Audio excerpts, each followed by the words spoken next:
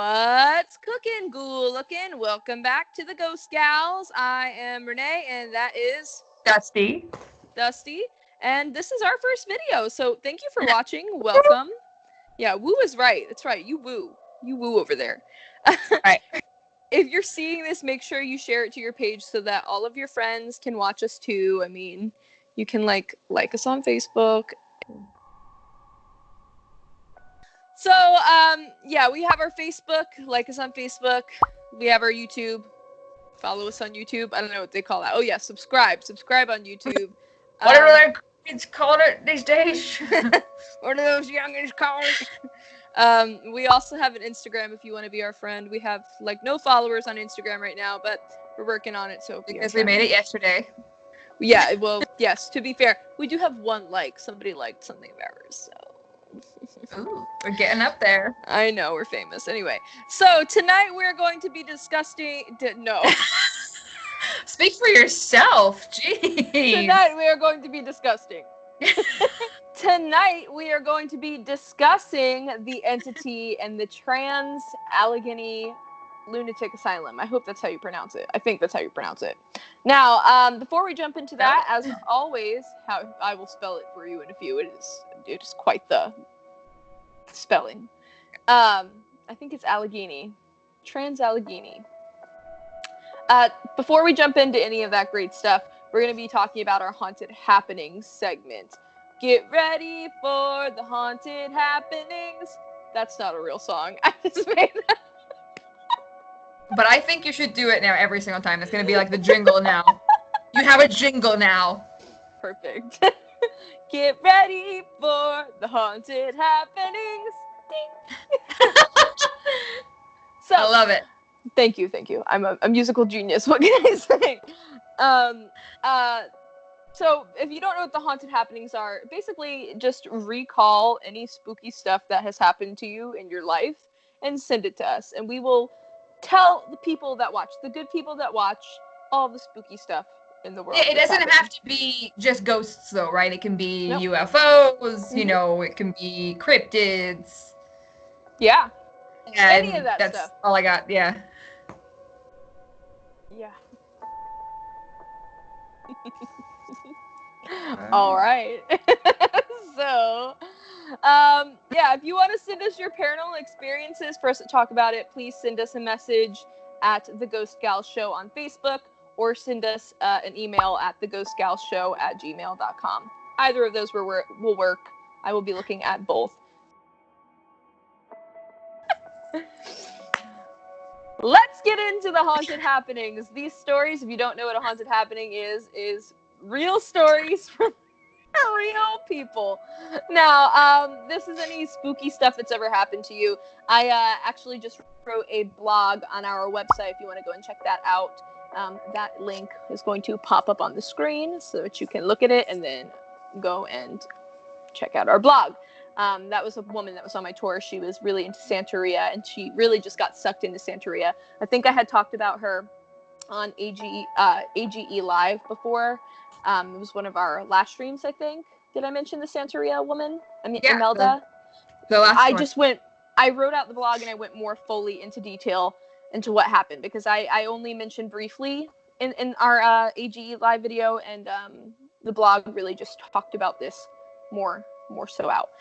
Now, if you want to send us your paranormal experiences, you can talk to us on the show, or we can talk about them on the show. You can send it to at The Ghost Gals Show on Facebook, or you can even email us at theghostgalsshow@gmail.com. Now, our first one is from Dina R, and Dina says, I've had a few paranormal experiences, but the worst was waking up to something sitting on me. It wasn't sleep paralysis because I was fighting and struggling. This happened twice. Once I woke up to a deep masculine voice screaming my name. It sounded like it was right in my ear. My cross, it was a chain that I had on my neck. It had been tied in 3 knots, and I also kept a cross under my pillow. When I woke up, it was broken in half. I moved, and of course, the problem stopped. So, Dusti, my question to you is, what do you think about, what is the correlation between sleep paralysis and the paranormal? Where does it separate? What is science and what isn't science? Well, of course, we do know that we have a lot of issues coming into haunting stories about people claiming that it was sleep paralysis or our more favorite one, right? Epilepsy. People will always get treated for epilepsy no matter what, even if their brain is like the scans come back normal, they still claim that it's just epilepsy. As we've seen with some of our demonic possessions that we've talked about in the past. I do have an issue with this because I do firmly believe that sleep paralysis is a thing, and with sleep paralysis, a lot of times when you're in between sleeping and waking up, you do have something called a hypnagogic hallucination. So that can also be a thing, you know. However, I do want to say that usually with sleep paralysis, you know, things don't break. and Right. she said her cross was. Do you mind? Anyway. Things don't normally break, right? So you were talking about hypnagogic. Yep. Hypnagogic. Anyway, you were talking about sleep paralysis and how sometimes it's just your brain. Yeah. I do, and I don't personally like the stories when people are talking about waking up to something, because I do, you know, I believe in that. You know, I've studied the brain a little bit. It's, you know, not like a lot, but a little bit. And I don't like to be that person. But like I said, you know, she mentioned that the cross was broken and that her necklace was tied into 3 knots. Well, we do know that for one, 3 is a really bad number when it comes to things like this, because supposedly, right, it's like an insult to the Holy Trinity. Even more ironically, it was on her cross necklace, right? It was a cross. Mm-hmm. Yeah, so that's not good. And to be honest, it actually sounds a little demonic to me, except for the fact that it quit when she left. You know, usually they don't quit when you move, they follow you. So I don't know about that, but I guess this case really doesn't sound too much like sleep paralysis to me, just because of the other stuff around her that was affected. You know what I mean? Right. Yeah. I know a person, it's my mom, I don't know why I just said it like that. I know a person that has had a similar experience where she kind of thought at first, like, my mom is not a hardcore believer. She's had a lot of freaky things happen to her, but I feel like they scare her so much that she just tries to, like, mask it with science. Long story short, she had a situation where she was sleeping on a couch in her stepmother's house, and all of a sudden she felt like this, like, dark figure was on top of her, and it was choking her. And so she was trying to claw its hands off of her throat. And of course, she just thought this was a dream she was having. But when she woke up, she had literal, like, red marks, like hand marks on her throat, and then the claw marks from where she was trying to pry the hands off of her throat. Yeah. So, freaky. So let's go. That happened to your mom, and she still doesn't really believe in ghosts? I feel like she's just, I don't know. I maybe she thinks she choked herself. I don't know how that happened. Like, I don't know where her thought process goes. She's seen, like, a lot of things, and she's just kind of like, nope, not real. Ghosts are dumb. They don't exist. We literally had a man in our old house that would just, like, he was a spirit. He wasn't a real person. Okay.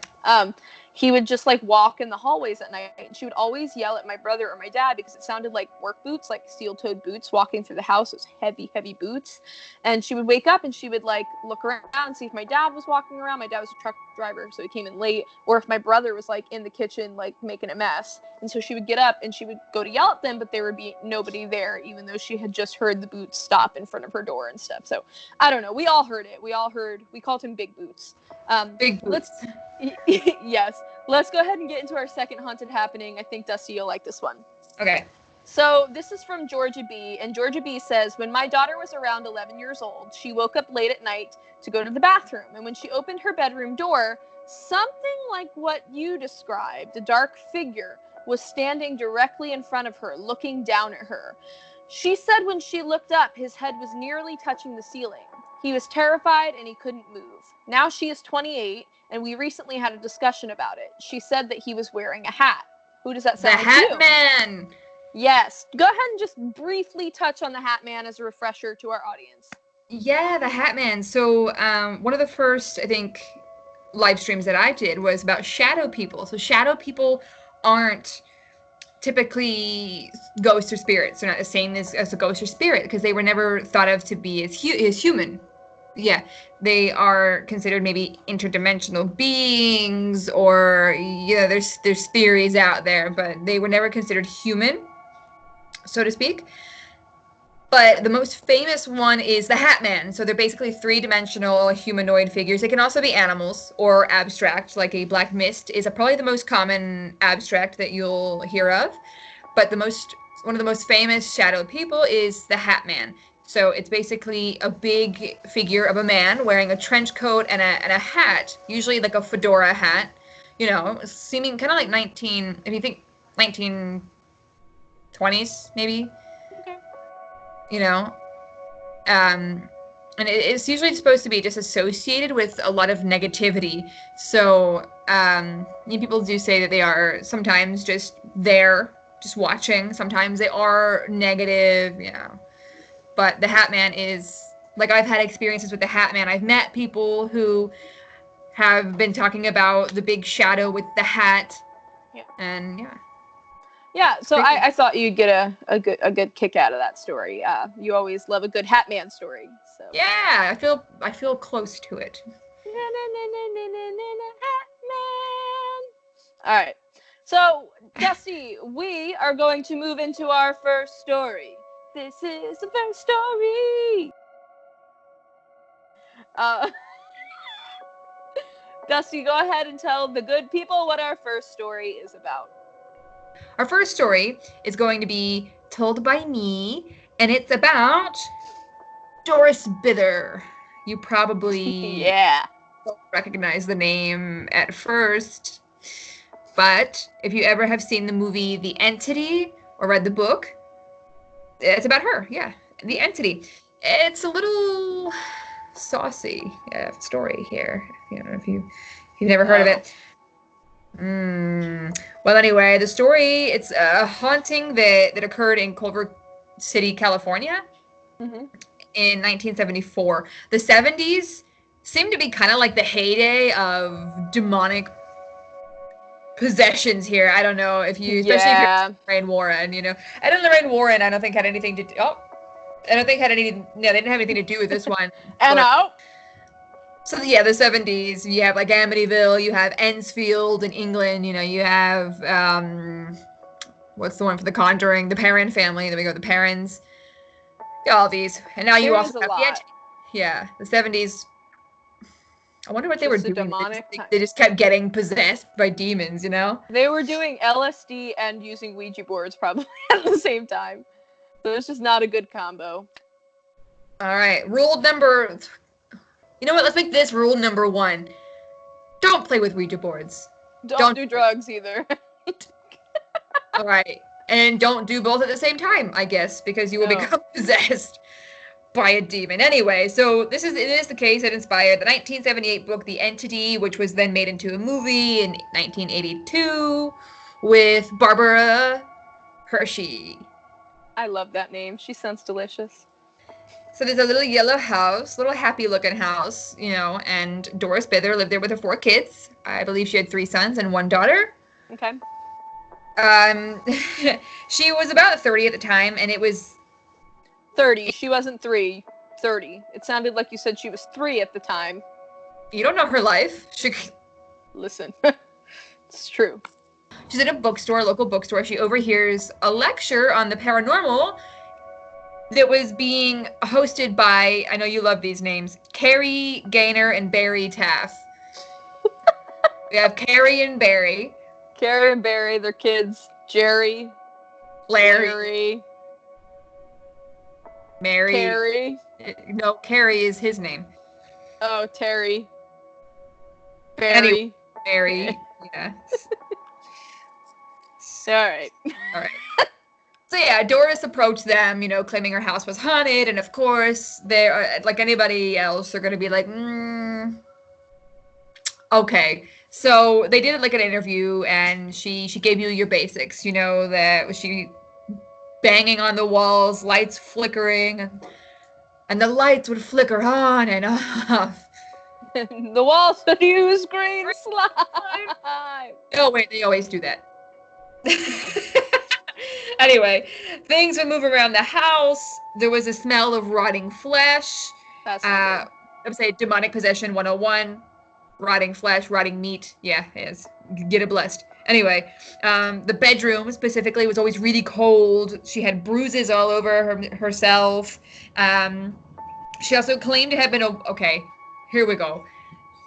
She claimed to have been awoken one night, right? Are you ready for this?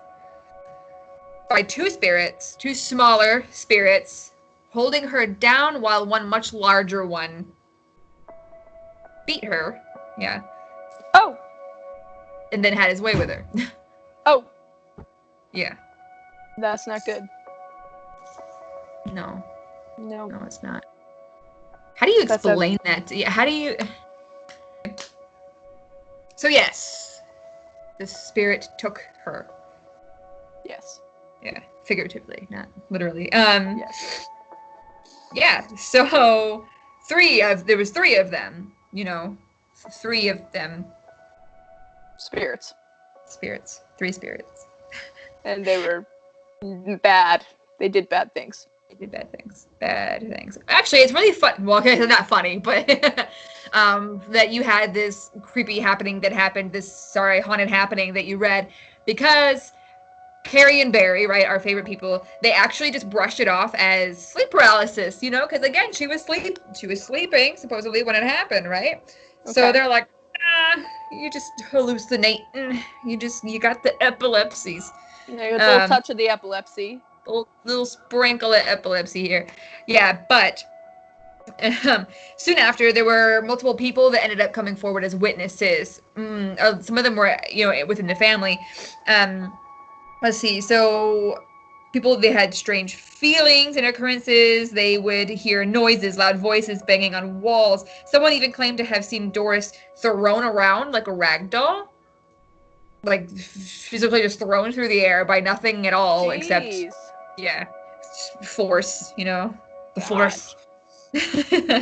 Another person reported one of Doris's sons apparently attempted to stop one of the attacks and got thrown himself and his arm broke.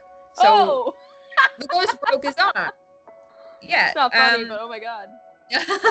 So Carrie and Barry, I can call him Taff and Gaynor if you want. They decided to go ahead and investigate it. Like, all right, maybe we should. Arm. Yeah, got thrown across the room like a rag doll. Other people apparently have seen, so sleep paralysis, but we'll check it out. Yeah. So they decided to go ahead and investigate. Now they were a little concerned at first because they do know that she has a bit of a history. She's a bit of a history with drug and substance abuse, right? Here we go. LSD and Ouija boards, right? Because it also says that when she was younger, she had quite a bit of abuse on her, from her parents. And it is suggested that she had some possible Ouija board usage when she was younger. And there were claims too that some of this stuff was happening, not as extreme, but some of it was happening before, they moved into the house. They moved into the house. But yeah, she has, supposedly some trauma from her childhood. She is on some medication. And she apparently doesn't have a really good relationship with her kids. Here's another fun fact. All 4 of her kids have different fathers. So she's had a bit of, she's been in abusive relationships. She hasn't had a real good life here. So they're also like, she have something to gain from this? Is it just the medication that she's on? What's going on? But then other people came forward and they were like, all right, let's investigate. So they actually noticed immediately lights flickering on and off. And they were interviewing the kids, and we were interviewing one of the sons, and apparently the cabinet doors in the kitchen all flung open. This kind of started opening and closing, and pots and pans were falling out. There's nobody in there. So, now they're starting to think maybe there is a ghost. I would think. Ghost? After the broken arm, I would think, I personally think it sounds a little poltergeisty, and I want to get to that a little bit later. But one thing I forgot to mention, apparently when Doris first moved in, there was an old Hispanic woman that knocked on the door. And when she answered, she claimed that she used to live there and that it was an evil dwelling, and then just left. Yeah. Knock, knock, knock. Hello? Oh, it's our new neighbor. How nice. Opens the door. There's an evil dwelling. Just leaves immediately. Have a nice day. Thank you. Welcome to the neighborhood. Your house is evil. Here's some cookies. Welcome. Can I borrow a cup of sugar? Oh, is it evil sugar? Oh my god. Anyway, so the investigators, they took photos of all the rooms, everything with Polaroids, little Polaroids, right? Because that was 70s. Yeah, right? Anyway, once they were developed, they had a lot of white orbs in many of the photos, and something else is that many of the other photos were just like a white fog. I don't know. They were all messed up, so they actually had Doris leave. They were like, you know what, we're gonna see if this happens after you leave. And she left, and it didn't happen anymore. They were all normal. They were all regular photos. So now we're starting to think maybe something's connected to Doris, right? Right. And so Doris describes many presences in the house that she's many presences in the house that she's encountered, as we have heard one with the 3 that held her down. And yeah, so we know there are several things that are here just from that. But there is one that she says, she described it as superhumanoid and calls it the entity. So that's kind of how they did the thing. They did the thing and the entity. Yeah. Well, anyway, this investigation took like 10 weeks. It was a really long investigation. Still never even finished. They never even finished it. But at one point, there were nearly 30 researchers in the house, and they had their recording devices out, and Doris attempted to summon the spirits, so to speak. This basically means she was yelling and cussing at them, trying to get them to come out and show themselves. Which, you know what? Rule number 2, don't do it. No, don't do that. That's really not smart. In fact, to be honest.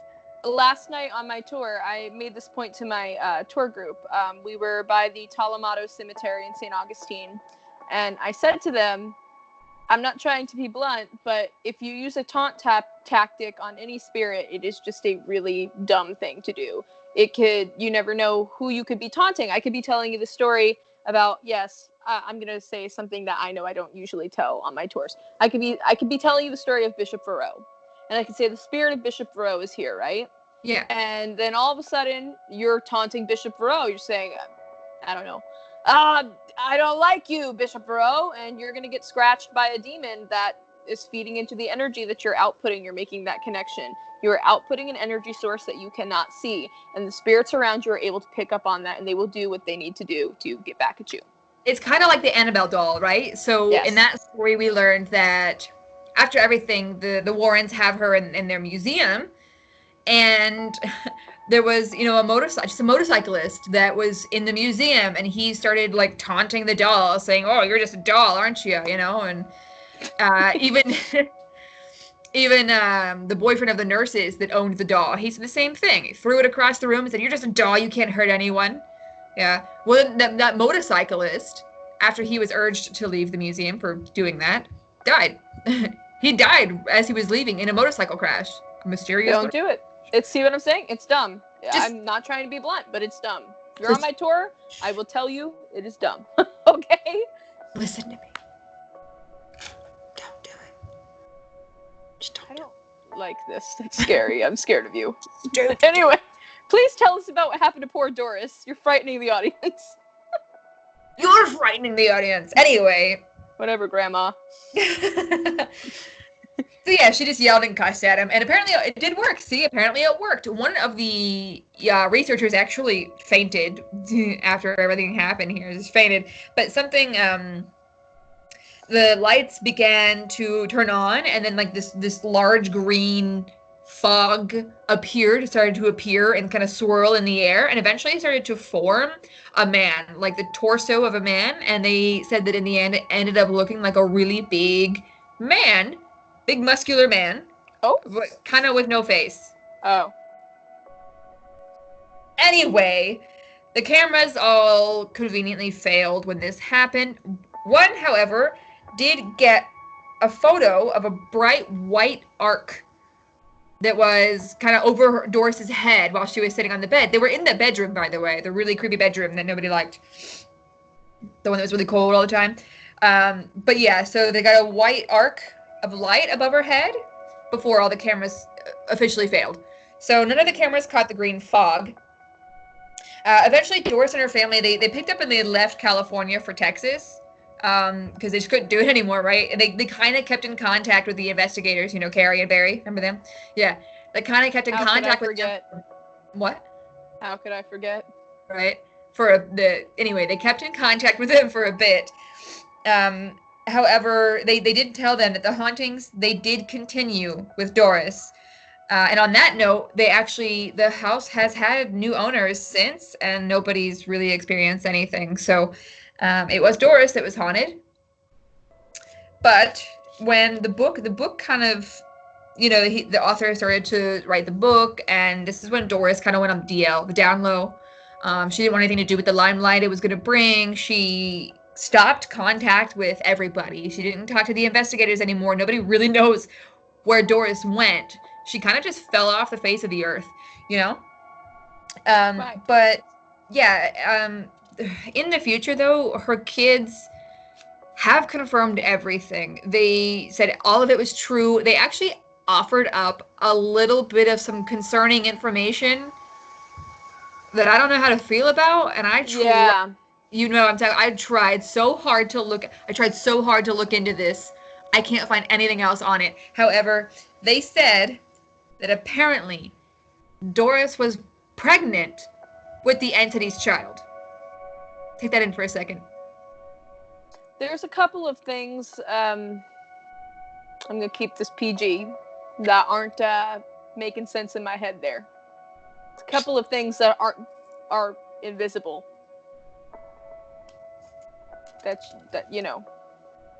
Anyway, let's just skip right over that. But there's a couple of things that I'm saying anatomy-wise and science does not make sense. But anatomy and science, yeah. Well, apparently Doris died in the 90s of pulmonary arrest. But that's all we really know. Nobody really knows what happened otherwise. Yeah, well, poor Doris. That's a hard knock life. I mean, for us. Anyway, that's really sad, and it's sad that she probably made a pact with a demon that she didn't even realize when she was younger using that Ouija board. I guarantee that stemmed from her ill practice with the Ouija board.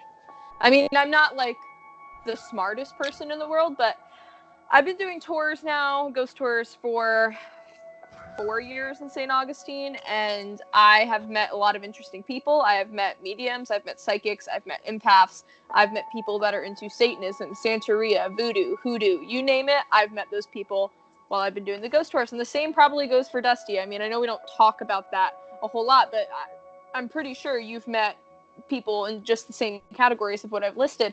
And it just... stuff usually stems, negative stuff, negative entities, if you want to call it a demon, or you don't want to call it a demon, whatever you want to call it. I'm dropping the D word.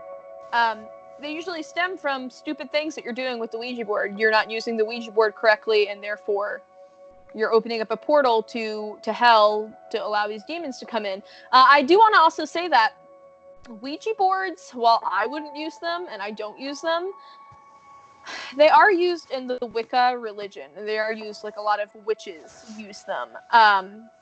Should be noted that witches and Wiccans are different. Yes, it should be noted that they are different. But Wiccans and witches do use them. And they know how to use them, is the point. And so if you don't know how to use it, if you're just picking up like a Milton Bradley Ouija board from Amazon, or I was going to say Toys R Us, but I'm old and that doesn't exist anymore. I forgot about that. I don't want to grow up. I'm a Toys R Us kid. All right, anyway. So if you're picking a Milton Bradley Ouija board up, you're not going to use it correctly. Just don't let your kids use it. Don't use it unless you know what you're doing. Don't do it. Anywho, Dusty, any last input on the entity and poor Doris Bithers? No. Okay. We are going to move into our second story of the video.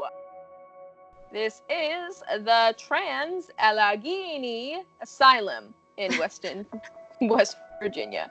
So they actually call it the Trans-Allegheny Lunatic Asylum. This was literally called the Loony Bin.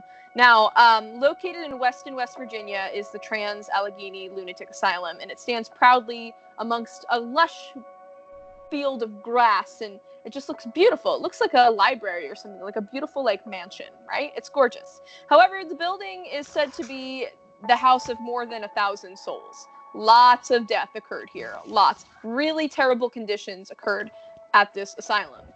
It's said that initially the asylum was built to be a very like positive environment, and it was built to help the mentally ill, but things just went terribly downhill, and there was a lot of just inconvenient things that were occurring in the times that Inconvenient. Whatever. All right. But it said that just a lot of bad things happened there, and it housed many horrific events, which I'm going to get into. The hospital started construction in the 1850s. That's when the Virginia General Assembly said, we need a mental health institution to be built because the other ones were run down and just of poor quality. That's going to be kind of ironic later. So this doctor, he wasn't a doctor for the asylum, but he was just this like advocate, and his name was Thomas Story Kirkbride. He was a huge activist for mentally ill people. He demanded that these institutions be built with large windows, long hallways, high ceilings, that they were allowed to walk around freely. He really wanted this to be like a home for them. He didn't want it to feel like an institution or a jail. Like a lot of the sanatoriums and asylums back then were like jails for these people. It was really messed up. Yeah. So he drew out these blueprints with all these, designs in them, and he advocated that they also needed to have sustainable grounds. So like they could have farms, they could have cemeteries, they could have water wells, they could have gas, they could have electricity, just like a whole bunch of sustainable stuff that they could go out and they could work in the fields and again feel like they're at their own home. So the Trans-Allegheny opens its doors in 1863. It was everything that Dr. Kirkbride had advocated for. This was everything that this doctor had written out on paper. They took that, they ran with it, they built the Trans-Allegheny, right? Unfortunately, in 1881, this is where things start to get a little screwy. At first, the building, it was packed. It had up to 250 patients, which was its max. Every single patient had their own room. It was like their own little house. Things were great. 1881 comes around. There's a raise in mental health diagnosis in Virginia, West Virginia, of course. And people call for anyone with mental illness. They call them crazy, and they have them locked up. They throw them in, this is where the term comes in, the loony bin. And I was reading that you didn't have to have mental illnesses such as schizophrenia or like paranoia. It could just be something like older folks with dementia were thrown in insane asylums. It was really, they didn't have the medical knowledge of what dementia was, and so they were throwing them in insane asylums with people that were mentally ill. And I don't mean to say insane, it just, that's the term that was used in this time period. You were a lunatic or you were mentally insane. That's what they called you. So with an increase in patients, the Trans-Allegheny found themselves overbooked by almost 500 patients. This meant that rooms that were intended for one person were now packed with 4 to 5 other people. The grounds, of course, with this became impossible to upkeep, and conditions just continue to get worse. The farm and the dairy cows that were there intended to supply food and dairy for roughly 250 to 300 people. Well, they couldn't do that. They were just, there was just a vast amount of malnutrition. People were starving to death and dying from lack of vitamins and whatnot. So This is also said to be an issue that it started to deteriorate people's mental health. People that were going in there with diseases I had mentioned, like they had dementia or whatnot, were actually having any healthy mental health they had left in them, in their brain, was being sucked out because they had no nutrition to feed their brain cells. So they were literally going crazy in there. The numbers increase again at the Trans-Allegheny in 1938. It said that they had 6 times more patients than they had orderlies, and that patients ran through the hallways wild. Some were violent while others were just scared. The worst was in the 1950s, of course. This actually, I believe, is what they based American Horror Story off, this asylum. Season 2? Yes, season 2. In the 1950s, the Trans-Allegheny housed almost 3,000 patients. So it's a place that's only supposed to house 250 people is housing 3,000 people. There was no control, zero control over the patients. The staff couldn't keep good hygiene for all of them. There were feces everywhere. People were murdering other people. People were committing suicide. People were attacking orderlies. It was just a big mess. Apparently, the news reporters tried to expose the inhumane conditions of the asylum. And this was a little before the 1950s when they hit their max patients. In 1949, the Charleston Gazette did a series reporting on the Trans-Allegheny Hospital, and they found just sickening stuff. They found patients, instead of sleeping in the rooms, they were sleeping in the rooms, of course, as well, but they were just sleeping all over the floors, including in the morgue. Patients, I'm talking, these are people they're ill. They were sleeping on, like, the gurneys where they put deceased bodies. They had turned off all of, like, the electric. There was no electric anymore. There was no air conditioning. There was no heat. So in the winters, it'd be freezing cold, and in the summers, it'd be brutally hot. The walls were torn. All the wallpaper in the walls themselves had fingernails stuck in them and physical scratches. People were trying to literally claw their ways out of the hospital.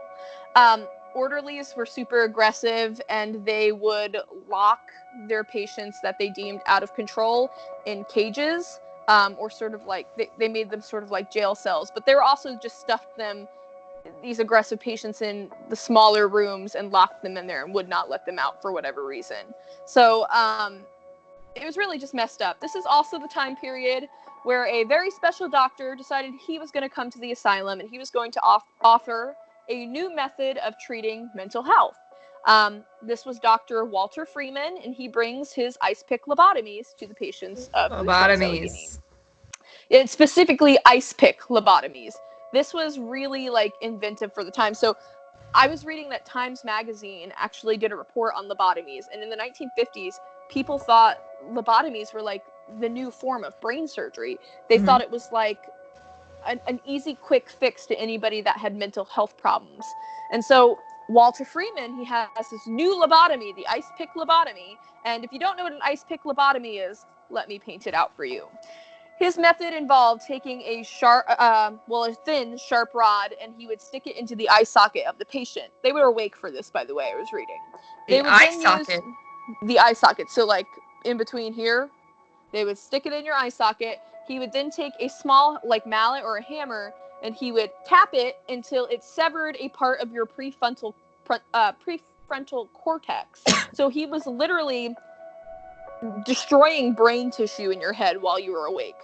Obviously, this resulted in many deaths. It's said that he performed over 4,000 lobotomies at the Trans-Allegheny, and most of them were not successful. If it did not flat out kill you, you experienced extreme memory loss and just, I can't imagine, just trauma. So that's a big personality change too. You get in your frontal lobe there. Usually they thought they just, like, a hole right there. I didn't think. Well, that's why the ice pick lobotomies were so inventive, because you didn't even have to be put underneath anesthesia. We could do it while you were awake. How innovative! Just shove it in the eye socket. Nobody will know. Yep. Oh my God, you were right. Tonight we are going to be disgusting. Yes. So unfortunately, just continued to get worse. It's messed up to me that the local news reported on this. They took video cameras in there. They reported it on the local news, and people still put their family members in this asylum. Still. So, in the 1980s, when the governor of West Virginia announced that a new hospital was being built once again, this meant This is that the over 100 years later. this is over 100 years later that this is still going on. This meant that the Trans-Allegheny, which had its name changed to the Weston Hospital, would be closing its doors. And of course, in 1994, with the unveiling of the new William R. Sharp Jr. Hospital, came the closing of over 100 years of nightmares.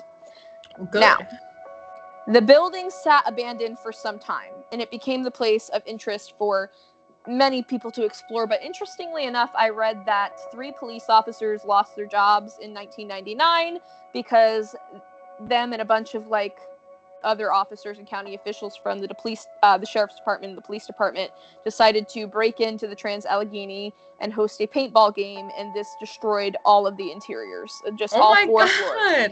Yeah, so it said if you go in there now, you can still see damage from the paintball game. The building was purchased in 2007, and it opened back up not as an asylum for the mentally ill, but rather for paranormal investigations.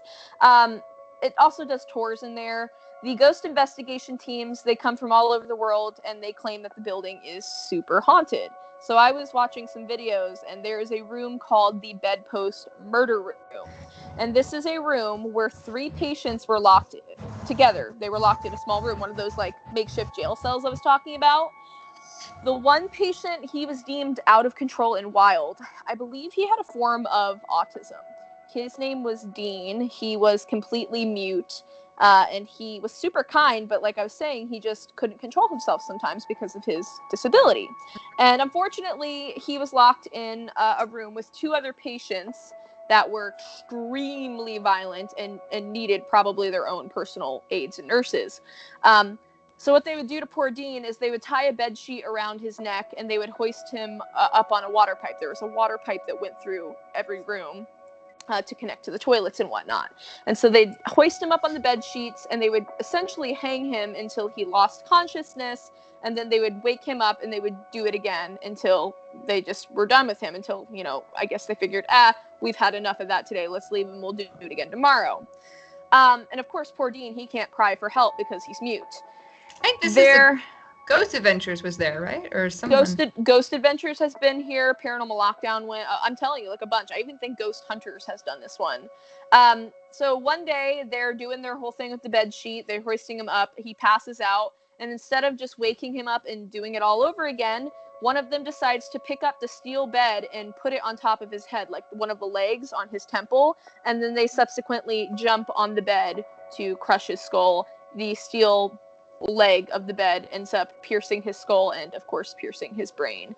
In just a really awful and violent way to die. And just, poor guy couldn't even cry for help.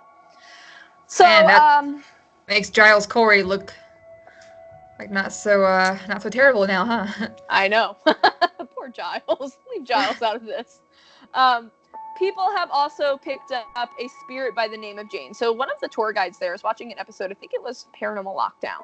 And one of the tour guides there, she was she's seen a lot of stuff. She was one of those people that didn't really believe in ghosts at first. And she started working there, and she got really into it.